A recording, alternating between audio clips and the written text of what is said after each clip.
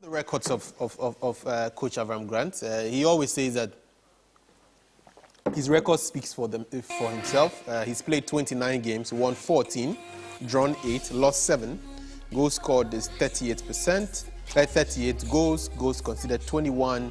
Winning percentage is 48%, and is 1.4 goals per game and 0.7 goals per games conceded. So that's what he's always been very proud of, is the fact that he has a good record. But let's face it. I mean, when you say you want to say you are the best when it comes to winning percentages, but you got to talk about above average. This is 48%. But they say statistics are like bikini. Because the most important. He's got 38 goals, considered 21. Yes. I mean, winning percentage 48%. It's below average. Yes. I mean, he's scored 38 goals. He's considered 21. I mean, that's not exactly. That means the defense is pretty bad. Yeah, even if it's a good record, it's covered the most important part. His target was to win the AFCON and do well, and not count the number of matches he's won. That's right. So in 2015, he picked Kwesi Appiah's team. 90% of the players, he was in the final, and people thought he was the savior. After the 2015 AFCON, I had started a campaign. Because I was on this show. Okay, so you see, what we're going to do when we come back is the fact that we just talked about the fact that he picked up a Kwesi Nyantakyi team. Maybe what we should do when we come back is to put this team into perspective and see what he has added to the team that we can actually put on a record now. When that new coach is going to come, we're not going to sit here someday and say, okay, yes, Avram Grant did this, and he also came to take over. We can stop talking about the Black Stars. They had quite a Nations Cup to forget. It is not one the nation wants to remember, especially given the fact that, you know, we had this nonchalant attitude towards the Nations Cup when it started. I remember I could use myself as a classic example. I don't think I watched, the first match the Black Stars played. I don't think I was equally interested in the second game. We all just started following them again when they almost were entering that quarter-final stage, or the last game where they were beaten by the Egyptians, and then they beat the DRC in the quarter-final stage. Just when we're beginning to love them again, they find a way of throwing that spear right into our side. And we actually set up a fan park. And on the first day, we had to watch ourselves. The second game was a little bit good. In the quarterfinals against DRC, there were people who were passing by and asking, oh, is there a game, Black Stars, what's the time? So people really started getting back. Yeah. Then finally, I think the defeat came at the wrong time. Anyway, there was a guy who I was watching with when we had the Kwesi launch at the old polo grounds, and he was like, after we lost, he said, Black Stars has done it again.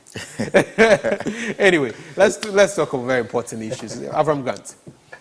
Mr. Grant. Mr. Grant, come the end of this month, might not be the Black Stars coach anymore. Might not? I thought he said he's walking away. I'm just saying, okay. You never know. In football, you never know. Yeah, it's true.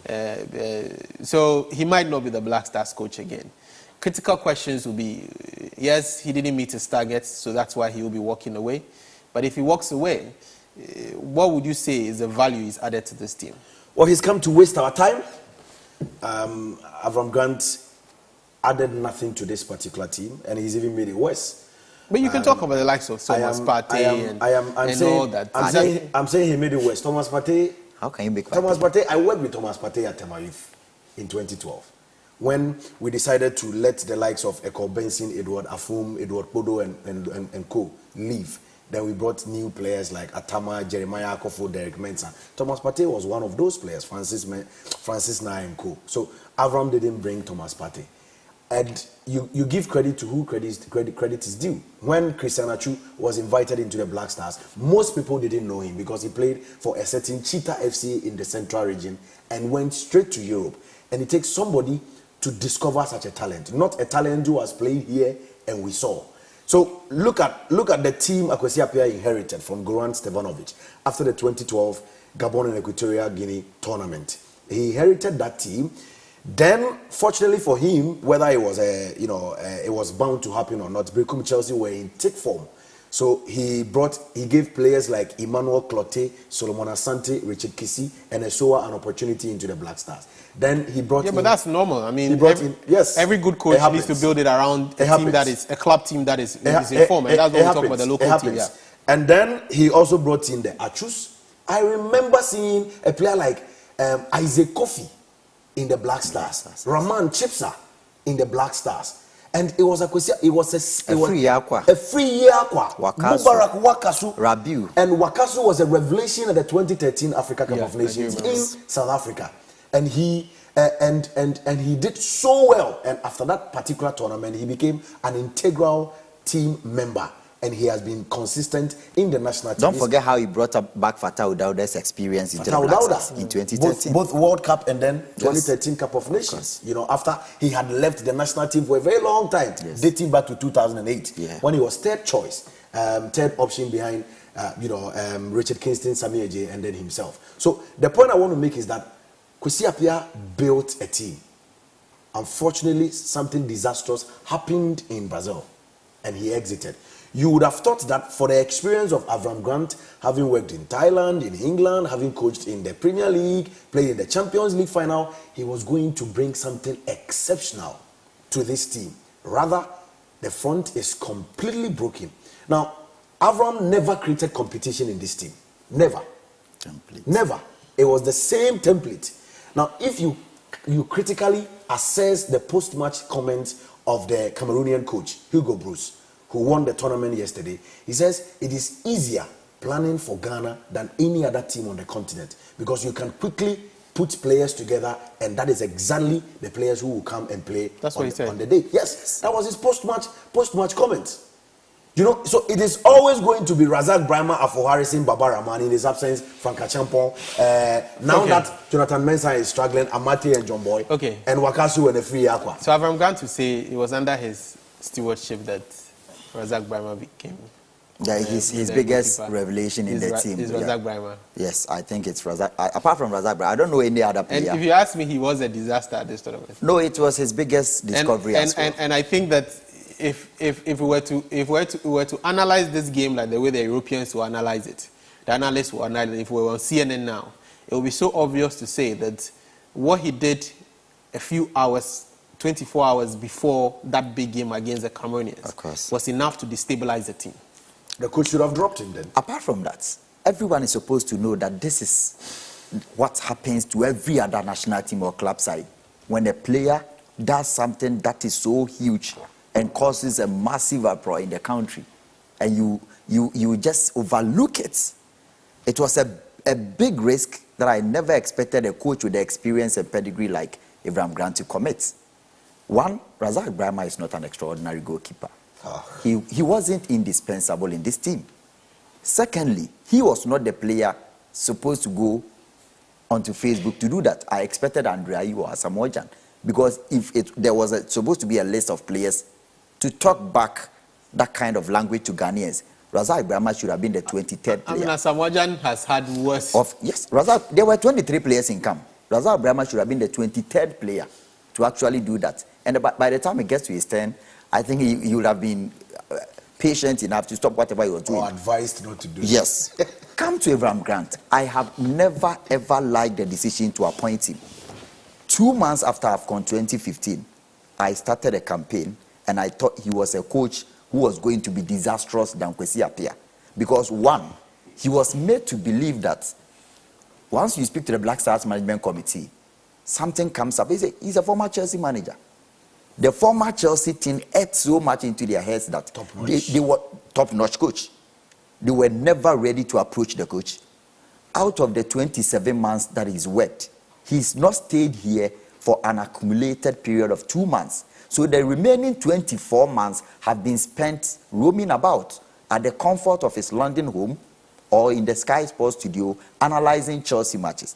Let's ask because he's a former Chelsea coach. No, the most important thing is that he's been hired by Ghana on a full-time basis. We pay him. It's not a part-time job. Yeah, but you're proud to say he's a former just 3 hours ago, Harry. Just 3 hours ago, I was watching the full press conference when he was unveiled on the 14th of November 2014.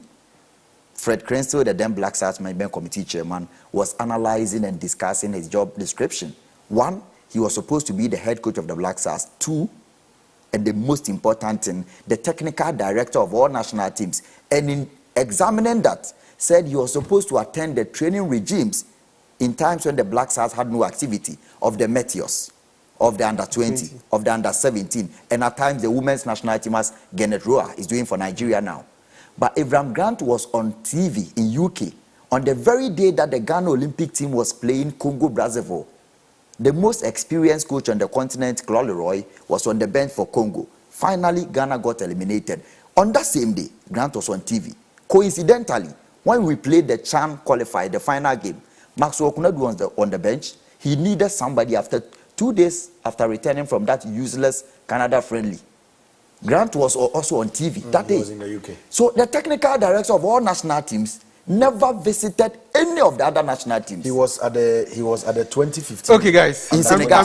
He spent sure 3 we- days there. Probably that could be I'm the sure only we- tournament. I'm he sure we attended. had to talk And about you know the post tournament issues that came up. I think, guys, The post tournament issues that came up was that he had a bust up with the then coach Salah Stete. And so he left. But you have to also But- emphasize the fact that he's leaving. The document we picked from GMPC, he's leaving after spending over $2.2 million on salaries, travels, accommodation. That's Abraham without a legacy. Yes, you might hear this in the coming weeks. Okay, so obviously there'll be more talk about It's this. a waste of time. I mean, and this resources. is not. Complete This will definitely not be wastage. the end of it. We'll talk a lot more about Vanguard. But quickly, if I don't have you guys here next week, We I have mean, wasted our time. the key question will be, who do we have next? Who do we have? We're beginning to run. But We're we beginning don't to need run out of options. Henry, we don't need a coach now.